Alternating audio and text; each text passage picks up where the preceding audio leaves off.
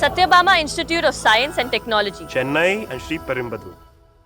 மாண்புமிகு தமிழக முதல்வர், தமிழக வெற்றிக் கழகத்துடைய தலைவர் வெற்றி தளபதி அவர்கள் தமிழ்நாட்டில் மக்களுக்காக நாள்தோறும் பல்வேறு பணிகளை ஆற்றி வருகிறார். நாள்தோறும் புதிய திட்டங்களை அறிவித்து வருகிறார். அதன் அடிப்படையிலே தான் ஆலயங்களை பேணி காக்கின்ற வகையில் ஒருவேளை பூஜை நடைபெறுகிற ஆலயங்களாக இருக்கின்ற ஆலயங்களுக்கு அதற்கு தேவையான பூஜை பொருளுக்காக இன்று நிகழ்ச்சிகள் இங்கே நடைபெற்றுக் கொண்டிருக்கிறது. ஏறத்தாழ இந்த மாவட்டத்தில் 582 இடங்களிலே ஒருவேளை பூஜை நடைபெறாத ஆலயங்கள் அனைத்திற்கும் அன்று முதலமைச்சராக இருந்த அம்மா அவர்கள் அதற்கான ஒரு திட்டத்தை தீட்டி நிறைவேற்றினார்கள். அது தொடர்ந்து இன்றைக்கு நடைபெற்றுக் கொண்டிருக்கிறது. அதன் அடிப்படையிலே தான் ஆலயங்கள் பேணி காக்கப்பட வேண்டும். ஆலயங்களே வருகின்ற வருவாய்கள் சிந்தாமல் சிதறாமல் அந்த ஆலயங்களுக்கு சென்றடைதல் வேண்டும். ஆலய திருப்பணிகள் சிறப்பான நடைபெற வேண்டும் என்ற நோக்கத்தோடு தான் இந்த பணிகளை மாண்பு அம்மா அவர்கள் காலத்தில் முதலே துவக்கப்பட்ட திட்டமாக ஒருவேளை பூஜை செய்கின்ற அந்த பூஜை பொருட்கள் அனைத்தும் வழங்குகிற நிகழ்ச்சி அன்றைக்கு அவர் துவங்கி வைத்தார்கள். இது தொடர்ந்து நம்முடைய தமிழக வெற்றிக் கழகத்துடைய தலைவர் தளபதியுடைய தலைமையில் இன்று இந்த நிகழ்ச்சி சீரோடும் சிறப்போடும் எழுச்சியோடும் இன்றைக்கு நடைபெற்றுக் கொண்டிருக்கிறது. ஏறத்தாழ 109 பேர்களுக்கு இந்த நிகழ்ச்சியில் இன்றைக்கு அந்த பொருட்கள் வழங்கப்பட்டிருக்கிறது. ஆலயத்தை பேணி காக்கிற ஒருவேளை பூஜை செய்கிற அந்த பூஜை பூசாரிகள் என்று சொல்லப்படுகிற அந்த பணியாளர்களுக்காக உதவியாக இந்த பணிகள் இன்று நிறைவேற்றப்பட்டிருக்கிறது.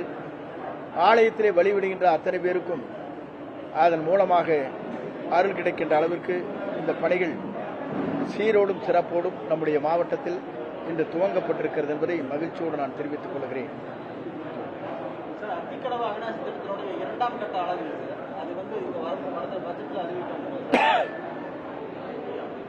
அதை பற்றி ஆய்வுப் பணிகள் நடைபெற்றுக் கொண்டிருக்கிறது. ஆய்வுப் பணிகள் முடிந்ததற்கு பிறகு அதை பற்றி முதல் முடிவு செய்வார். சார், வருவாய்த்துறையில் பட்டா மாறுதலுக்கான ஒரு செயலி தயாராகிட்டு சொன்னீங்க சார். ஏன்னா இப்போ வீட்டு மனை வாங்கினா கூட பட்டா மாறுதலுக்காக பல இடங்களில் களைய வேண்டியது இருக்கு. அந்த செயலி எப்போ செயலியை பொறுத்தவரையிலும் இப்போது பத்திரப்பதிவில் பதிவு செய்கின்ற அனைவரும் வில்லங்கம் இல்லாமல் பாக பிரிவினை இல்லாமல் முழுமையாக பத்திரப்பதிவு செய்கிற போது அவருடைய குடும்பத்தாருக்கு சேர்ந்து நேரடியாகவே இதன் மூலமாக பயன்பெறுகின்ற ஒரு ஆணையை நேற்றைய முன்தினம் முதலமைச்சருடைய ஒப்புதலோடு நிறைவேற்றப்பட்டிருக்கிறது. அதற்கான கடிதங்கள் அனைத்து தொலைக்காட்சிகளுக்கும் பத்திரிகை நண்பர்களுக்கும் வழங்கப்பட்டிருக்கிறது. அப்படி வருகிற போது விரைவாக யாரிடத்திலும் அவர்கள் அணுகாமல் பத்திரப்பதிவு செய்தவுடன் வட்டத்தின் துணை ஆட்சியரோ மற்றவரையோ அணுக தேவையில்லை. நேரடியாகவே அவர்களுக்கு கிடைக்கின்ற ஒரு புதிய திட்டத்தை மாற்றத்தை அதிலே உருவாக்கப்பட்டிருக்கிறது. அதனால் ஏறத்தாழ 40% மக்கள் அதிலே பத்திரப்பதிவு செய்கின்றவர்களுக்கு அதன் மூலமாக முழுமையான கஷ்டம் இல்லாமல் மன உளைச்சல் இல்லாமல் அந்த பணிகளை நிறைவேற்ற முடியும். தாவேகளுடைய தேர்தல் அறிக்கையில் சார் 40 ஆண்டு காலமா புறம்போக்கு குடியிருந்தவங்களுக்கு பட்டா வழங்கப்படும் சொல்லி தேர்தல் அறிக்கை வெளியிட்டிருந்தாங்க சார். அதுல பின்னணிப்போட இருக்கிறவங்களுக்கு உடனடியாக பட்டா வழங்க நடவடிக்கை எடுக்கப்படும் சொல்லி தேர்தல் அறிக்கை வெளியிட்டிருந்தாங்க. பொதுவாக மெத்த புறம்போக்கு வேறிடத்திலே குடியிருப்பவர்கள் இதை ஆய்வுப் பணிகள் நாங்கள் மேற்கொண்டு வருகிறோம். முதலமைச்சருடைய அறிவுறுத்தின் பேரில் விரைந்து பட்டாக்கள் வழங்குவதற்காக இப்போது புதிதாக ஒரு மாற்றத்தை நாம் உருவாக்கி வருகிறோம். முழுமையாகவே வட்டாட்சியரே எல்லா பொறுப்பையும் ஏற்று பணியாற்ற வேண்டிய ஒரு நிலை இருக்கிறது. அதை மாற்றி அமைக்கலாம் என்பது துறையின் சார்பாக முதலமைச்சர் ஒப்புதலுக்காக நாங்கள் அனுப்பியிருக்கிறோம். அங்கே இருக்கிற ட்ரிபிள்எஸ் என்று சொல்லப்படுகிற சமுதாயத்தின் அடிப்படையில் ஓல்டேஜ் பென்ஷன், ரேஷன் கார்டு, அதே போல கம்யூனிட்டி, அதே போல அங்கே இருக்கின்றவர்கள் விதவை பெண்கள், அதற்காக வழங்குகிறது அனைத்தும் செய்து கொண்டிருக்கிற நிலை இப்போது கம்ப்யூட்டர் மூலமாக ஆன்லைனில் ஏற்றப்பட்டிருக்கிற காரணத்தின் அடிப்படையில் அந்த வட்டாட்சியரை இதற்கெல்லாம் பயன்படுத்திக் கொள்ளலாம் என்ற முடிவுகள் மேற்கொள்ளப்பட்டிருக்கிறது. அதே நேரத்தில் பட்டாக்கள் வழங்கிய நேரத்தில் பவுண்டரி இல்லை, அளவிற்கு இந்த இடம் சரியான முறையில் கல் நட்டப்படவில்லை. நேற்றைய முன்தினம் அந்த ஆய்வுக் கூட்டம் நடைபெறுகிற போது அதற்கான நிலைகளை உடனடியாக நடவடிக்கை மேற்கொள்ள வேண்டும் என்று முதல்வர் பணித்திருக்கிறார். அதன் அடிப்படையில் ஒவ்வொருவருக்கும் எல்லை கோடுகள் கற்கள் பிழைக்கப்படும், அதற்கான நடவடிக்கை மேற்கொள்ளப்படும். அதற்கு பிறகு அனைவருக்குமே இந்த பட்டா மாறுதல் செய்து வழங்குவதற்கு நடவடிக்கை மேற்கொள்ள இருக்கிறது.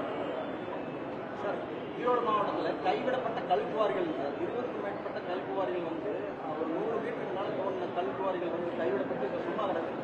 இதை சுற்றி வந்து வேலி அமைக்கணும்னு சொல்லிட்டு பொதுமக்கள் நீண்ட நாளாக ஒரு கோரிக்கை வச்சுட்டு இருக்காங்க. அந்த பக்கம் ஆடு மாடு போக முடியல, இருட்டில் கிழங்க போனால் உள்ள வந்துடுறாங்க.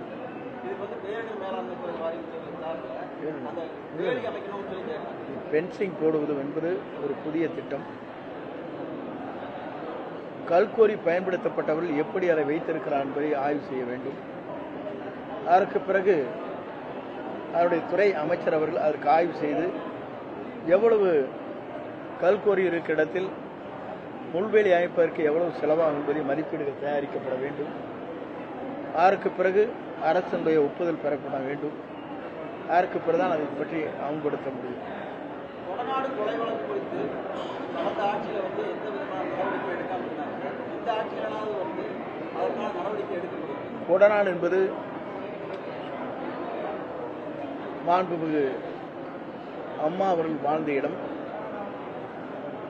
அதில் ஏற்பட்டிருக்கிற நிலைகளை திராவிட முன்னேற்றக் கழகம் பொறுப்பேற்ற உடனேயே எந்த பொறுப்பில் உயர் பொறுப்பில் யார் இருந்தாலும் இதிலே யார் அதிலே தவறு செய்திருந்தார் என்றால் உடனடியாக நடவடிக்கை மேற்கொள்ளப்படும் என்று அன்றைய முதலமைச்சர் சட்டமன்றத்திலே முழங்கினார்.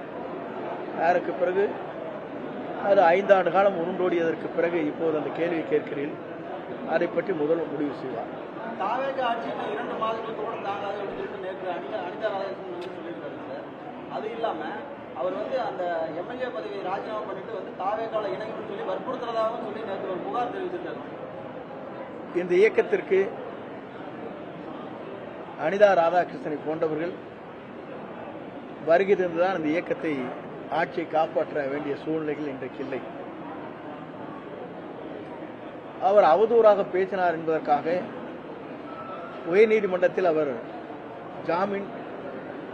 முன்ஜாமீன் கேட்டிருந்தார். அது வழங்கப்படவில்லை. அதற்கு பிறகு அவரை அழைத்து சென்று வழக்கில் பதிவு செய்ததற்கு பிறகு எதை வேண்டுமானாலும் அவர் கருத்துக்கள் சொல்கிறார். அந்த கருத்திற்கெல்லாம் நம்மால் பதில் சொல்ல இயலாது. ஏனென்று சொன்னால் அனிதா ராதாகிருஷ்ணன் போன்றவர்கள் முதல் முறையே தன்னுடைய பயணத்தை மேற்கொண்டது அனைத்து இந்திய அண்ணா திராவிட முன்னேற்ற கழக கட்சியில்தான்.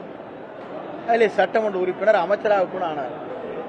ஆனால் அதற்கு பிறகு ஒரு சூழ்நிலை சந்தர்ப்பத்தில் இந்த இயக்கத்திலிருந்து திராவிட முன்னேற்ற கழகத்தில் இணைந்து திராவிட முன்னேற்ற கழகத்தில் அங்கேயும் அமைச்சரானார். அவருடைய நிலைகளை பார்க்கின்ற போது சூழ்நிலைகள் எப்படி இருக்கிறதோ அதற்காக ஏற்ப மனநிலைகள் மாறிக்கொண்டிருக்கிற நிலைதான் இருக்கிறது. வருகின்ற இடைத்தேர்தல் மற்றும் உள்ளாட்சி தேர்தல்களில் இப்போ வந்து தாவேகாவுக்கு ஆதரவு கொடுக்கிற கட்சிகள் இணைந்து தாவேகா கூட்டணியாக போட்டியிடுகிறது. நேற்றைய முன்தினம் நம்முடைய தோழமை கட்சியோடு பேச்சுவார்த்தை நடக்கின்ற போதும் மனமிட்டு மனம் திறந்து எல்லோரும் பேசினார்கள். அந்த கருத்துக்களை இப்போது நாம் வெளியிட இயலாது.